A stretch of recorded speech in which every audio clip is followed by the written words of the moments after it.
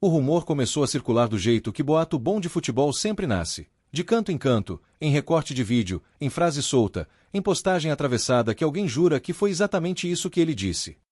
E, quando a poeira baixou um pouco, a torcida do Cruzeiro já estava com aquela sensação inconfundível de que não era só comentário inocente de entrevista. Era provocação. Era recado. Era aquela cutucada pensada para mexer com quem carrega o azul no peito. Porque, quando um treinador do Coritiba resolve temperar o discurso e colocar o Cruzeiro no meio, não dá para fingir que é coincidência. Ainda mais quando o tom parece vir embalado em ironia, como quem tenta se colocar por cima, como quem tenta diminuir a grandeza de um clube que aprendeu a sobreviver à tempestade e ainda assim voltar mais forte, mais unido, mais barulhento, mais temido. E aí você para e pensa, por que mexer com a raposa? Por que provocar justamente o Cruzeiro, um time que quando decide transformar indignação em combustível vira um problema sério para qualquer adversário? Talvez seja estratégia. Talvez seja marketing. Talvez seja o velho truque de tentar deslocar a pressão e jogar o holofote para o outro lado. Só que com o Cruzeiro isso costuma ter um efeito colateral perigoso: a corda. O que se comenta é que a fala surgiu num contexto aparentemente comum, daqueles em que o treinador tenta enaltecer o próprio trabalho, blindar o elenco, criar narrativa de nós contra eles. Só que, no meio do caminho, soltou uma frase com gosto de deboche, algo na linha de tem time grande que vive de passado ou tem camisa que assusta mais na internet do que no campo. E pronto. Bastou isso para o torcedor celeste sentir a agulhada. Não importa se foi exatamente assim, palavra por palavra.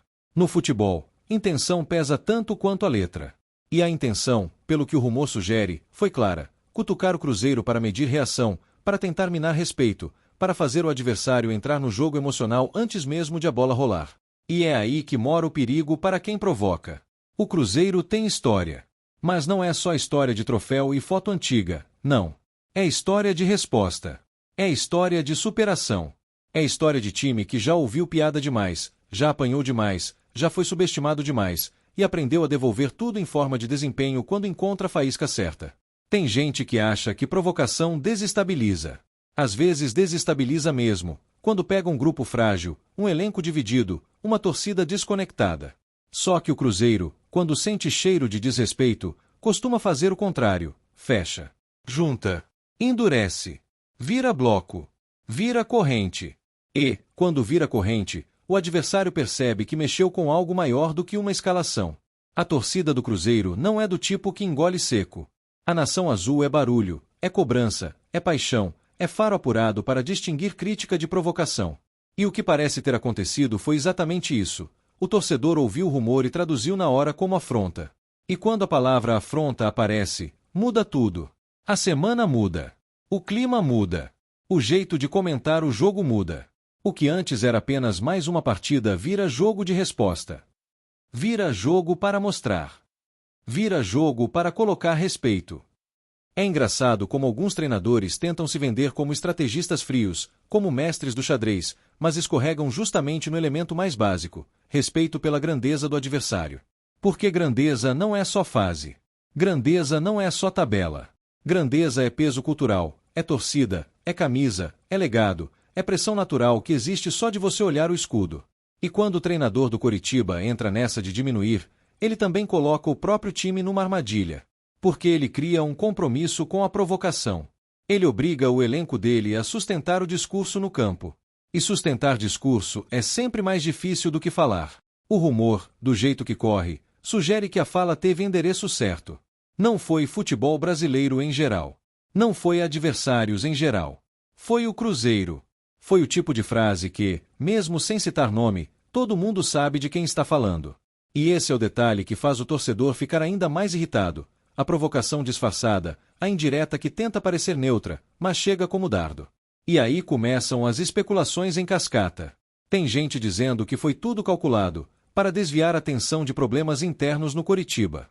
Tem gente dizendo que o treinador quer se projetar em cima do Cruzeiro, porque sabe que qualquer polêmica com clube grande ganha manchete. Tem gente dizendo que ele quer comprar briga para unir a torcida deles.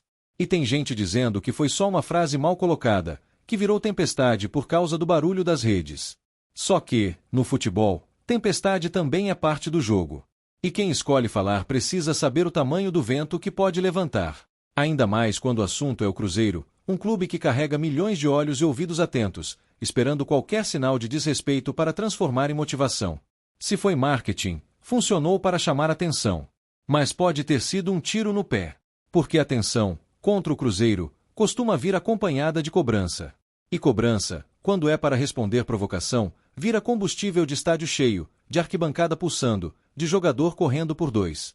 O torcedor celeste, quando sente isso, vira uma espécie de radar humano. Qualquer entrevista vira evidência. Qualquer gesto vira sinal. Qualquer risadinha em coletiva vira motivo para indignação. E o rumor, justamente por ser rumor, vira uma história aberta onde cada um coloca um pedaço de verdade emocional. E aí a história cresce. Cresce tanto que já tem torcedor dizendo que o treinador do Coritiba tem medo e por isso provoca, para ver se o Cruzeiro se desorganiza. Outros dizem que é soberba, que ele acredita que pode brincar com o gigante e sair ileso. E outros vão além, dizem que a provocação é tentativa de entrar na cabeça de jogador específico, mexer com vaidade, gerar cartão, gerar ansiedade. Mas o Cruzeiro também aprende.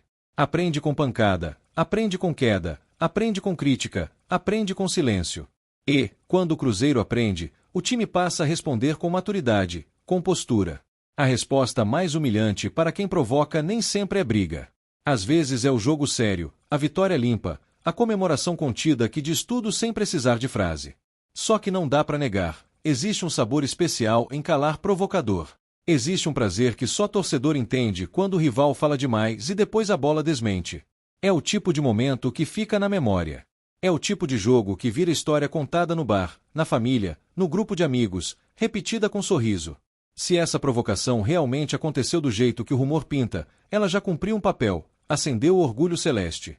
E orgulho, no Cruzeiro, é coisa perigosa.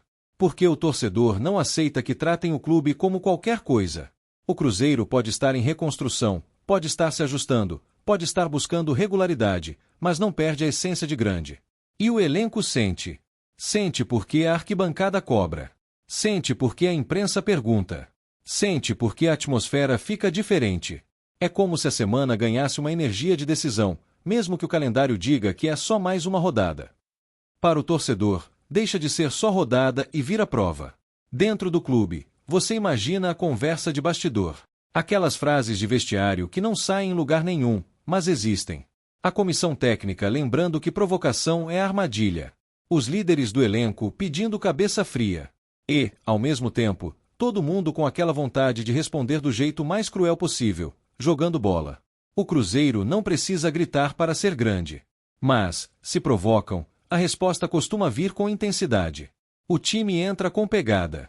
Divide mais forte. Fecha espaço. Disputa cada bola como se fosse a última. Porque, no fundo, é isso que o torcedor quer, ver o Cruzeiro defendendo a própria honra. E a provocação do treinador do Coritiba, real ou ampliada pelo eco das redes, toca exatamente nessa tecla. Não é só sobre pontos. Não é só sobre tabela. É sobre respeito. E, quando o assunto é respeito, o Cruzeiro vira um clube de memória longa.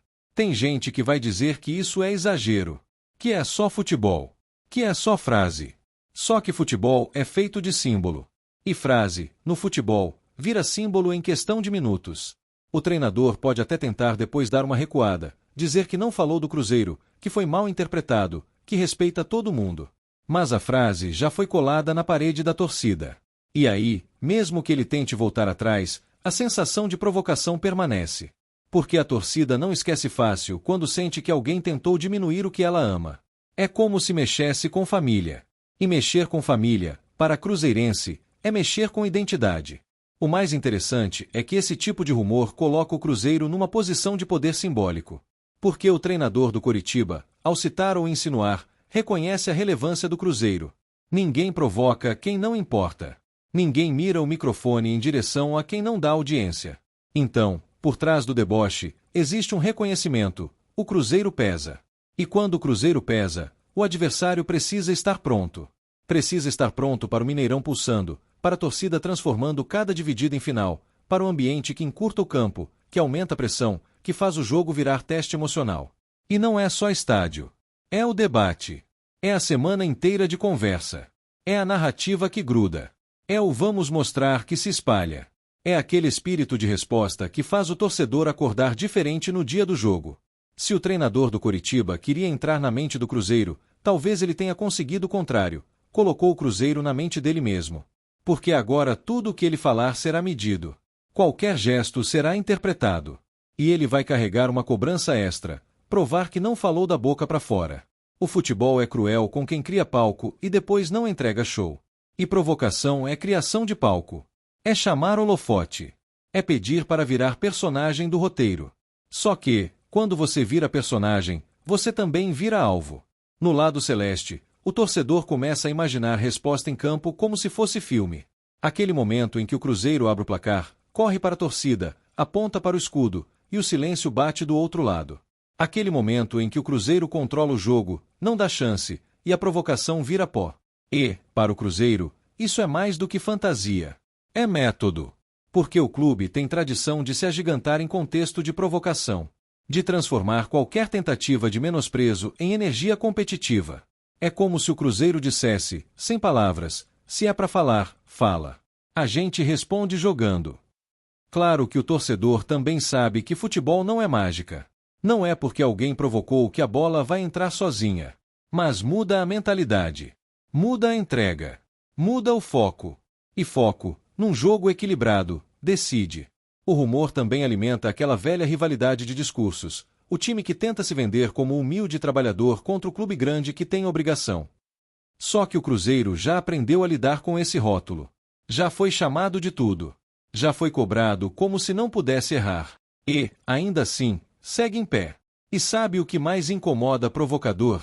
É ver que a provocação não tira o Cruzeiro do eixo. É ver que o Cruzeiro não entra na pilha e não perde a cabeça. É ver que, em vez de responder no microfone, responde na bola. Porque isso humilha mais do que qualquer entrevista atravessada. Mesmo assim, a torcida também quer posicionamento. Quer sentir que o clube percebeu. Quer sentir que o elenco está ligado. Quer ver energia. Quer ver sangue. Quer ver o Cruzeiro com aquela postura de time grande que não aceita ser tratado como piada. E talvez a melhor resposta seja simples: entrar com seriedade, competir com intensidade e deixar o adversário falando sozinho. Porque, quando o Cruzeiro cala alguém, não é com grito. É com resultado.